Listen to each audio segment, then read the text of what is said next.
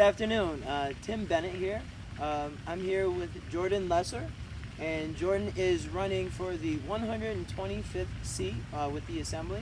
And Jordan, why don't you tell myself and everyone who follows us at the Cortland Voice why you decided to run? Sure. Well, thanks, Tim. I'm glad to be here, hanging out in Portland in the park today. But I'm coming into this race with a very long history of interest in public policy and trying to make sure that we have systems that work for you in our state government. I think you mentioned before that, yes, I lived in New Orleans during Hurricane Katrina. Yes. So I was there when this disaster hit the city, and you could tell first and foremost that it was a huge failure of government. Thousands of people died, and clearly it impacted lower income communities and communities of color the most. This is something that was self-evident at that time, and it's something that made me realize in my life I wanted to do what I could to stop these kind of problems from happening where I live, including my hometown in Ithaca and Cortland here in the district. Okay, so I'm going to go back to the Hurricane Katrina situation later on. But right now, why don't you tell everyone about yourself so then we can start from there and go on from there. Okay, sure. Well,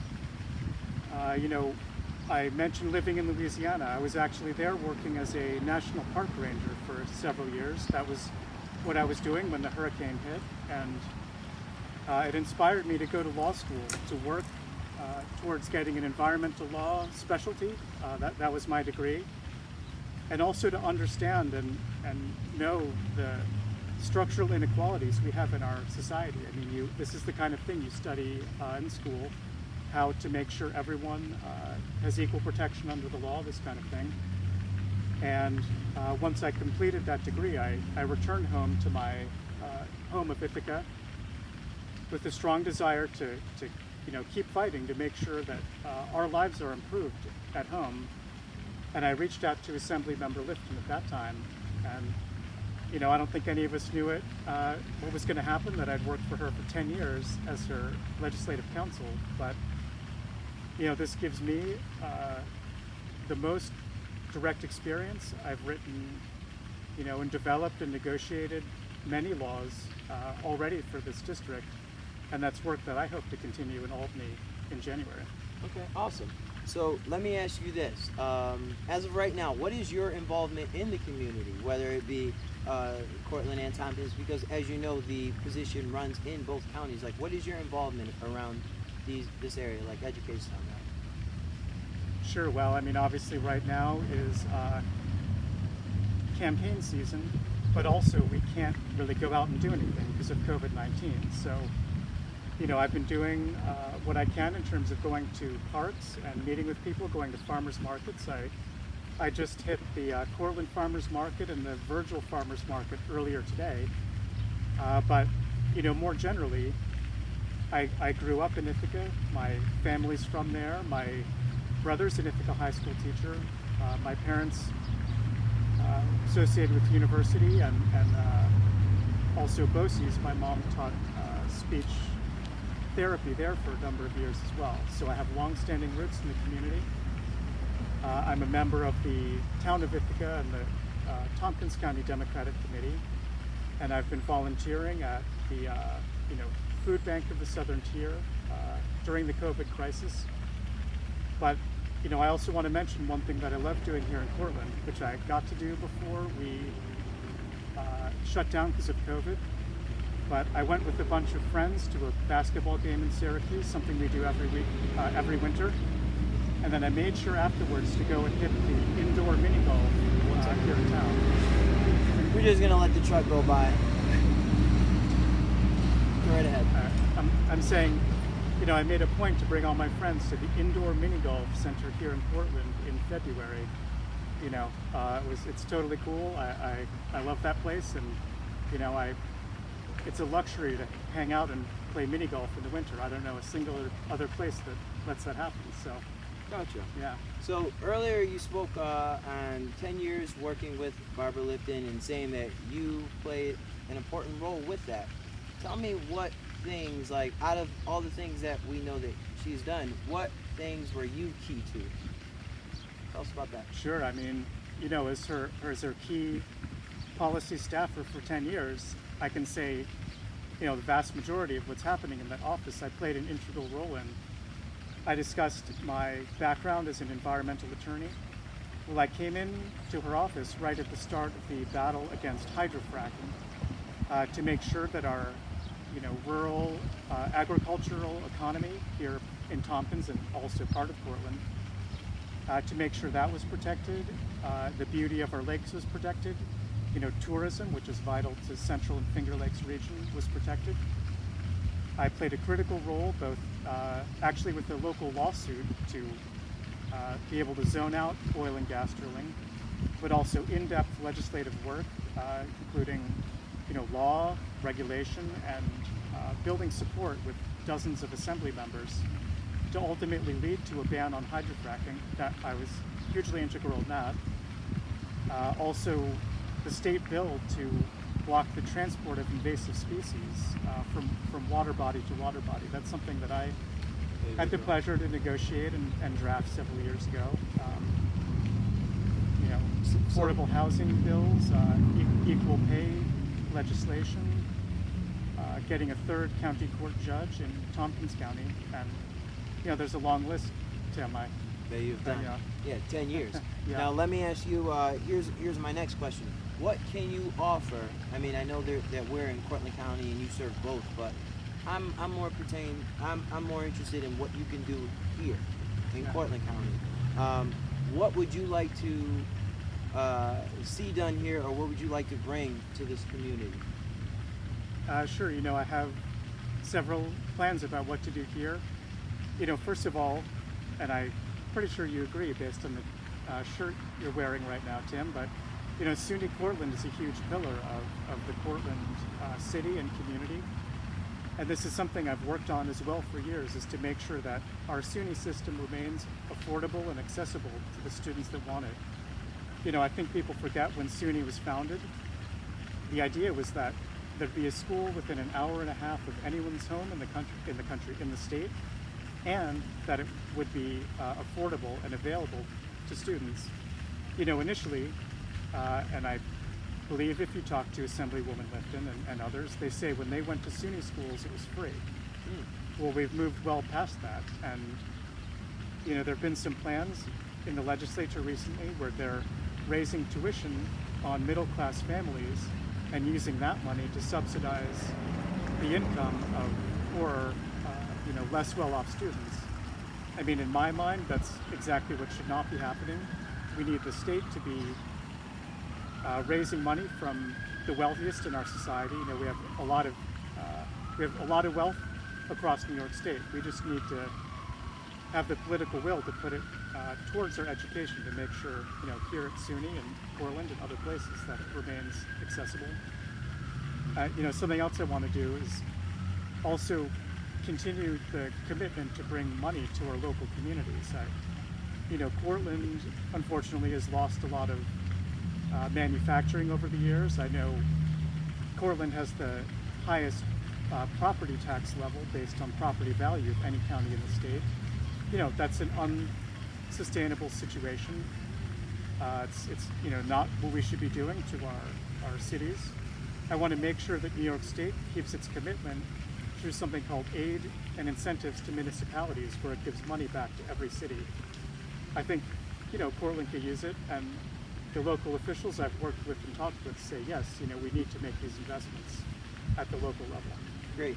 So, and I want to put this disclaimer in, as far as myself wearing the shirt, I'm involved with the SUNY Cortland. I'm an alum there, and I'm on the alumni board, so a lot of times when I do these interviews, I do it to promote college. I did not attend Tompkins Cortland Community College, but I'm very heavy in, promoting them as well. That's another great university or college in the area. And whether people go to college or the National Guard and decide to, figure things out, start a business or whatever, I just push that the people not stand still, but try to move forward, have a goal and go for that. So I just want to put that out there. But getting back to the task, we're going to the final question I'm going to ask of you, and then I'll let you give a final thought after that. All right. What sets you apart? You know, why would someone say I want to give that vote to Jordan Lesser versus any other candidate? Why you? Sure.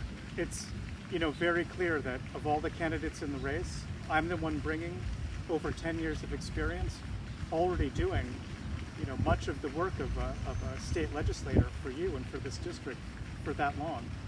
I know immediately how to go to Albany in January, what to do to negotiate during the budget to accomplish our goals, for the district.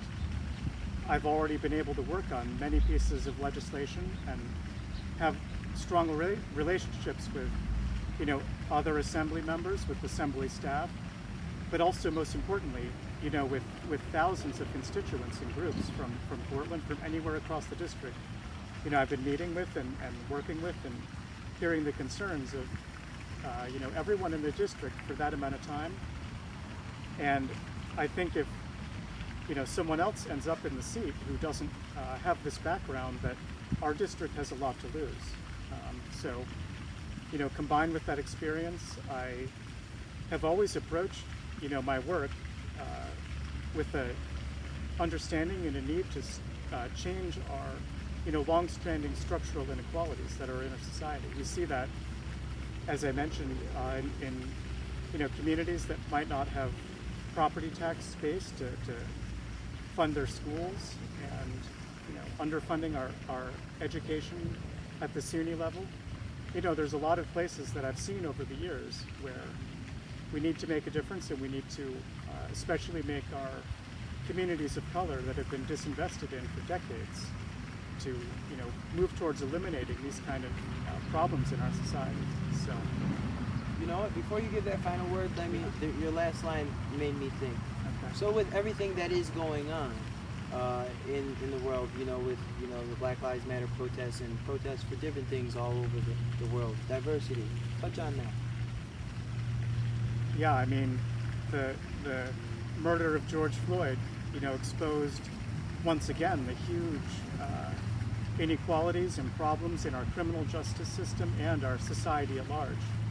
And it's been, frankly empowering and encouraging to see people, not just protest once, but continue to protest.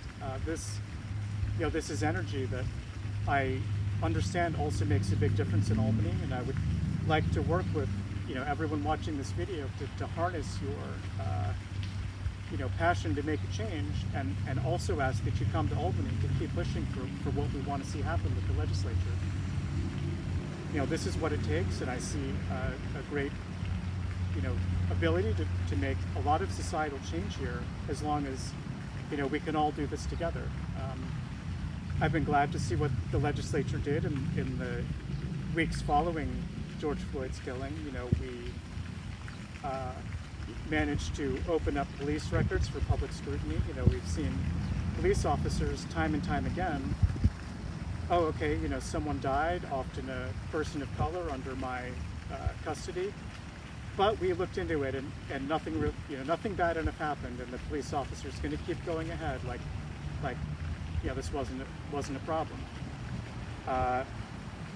We need to now finally have the ability to look at those records and say, hey, there's a serious problem, at least in some places, with the police culture that's covering up the murder of our fellow citizens. So that was a change in law I was glad to see a few weeks ago. Also, you probably remember Eric Garner. He died, I believe, 5 years ago. And it was only just a few weeks ago that we had the political will to ban chokeholds from police officers against, anyone they're targeting. So a lot of these problems we've known about for years, and I'm very happy to see we're in a position to make a change. But there's also a larger, issue at play, and it's this long-time disinvestment in communities of color. The education system in, a lot of places, it's based on wealth. How much money can you raise with property taxes? If you're already wealthy, you can raise a lot. But in poorer communities, which unfortunately often end up being communities of color. You just don't have that opportunity. So it's up to the state to make sure we can, improve conditions and give everyone equal playing field and give everyone equal rights and opportunities to make their lives how they want them to be. Thank you. So, Do you have any closing statement or anything you'd like to say before Sora ends the video? sure. Yeah, I just want to reiterate that of all the candidates in this race, I bring by far the most experience to this race about how to accomplish our goals in Albany, and that I've made the choice to be working for Assemblywoman Lipton for 10 years because, this is a district and a community I care about very much. A place I grew up and a place I understand, the various issues from agricultural to our cities to, state funding. So if you think experience matters, and it does, I hope that you're going to be casting your vote for me, today through June 23rd. So thanks very much. Have a great day, and thank you all for tuning in. Tim Bennett, Portland Voice. Jordan, thank you. God bless. Thanks, Tim.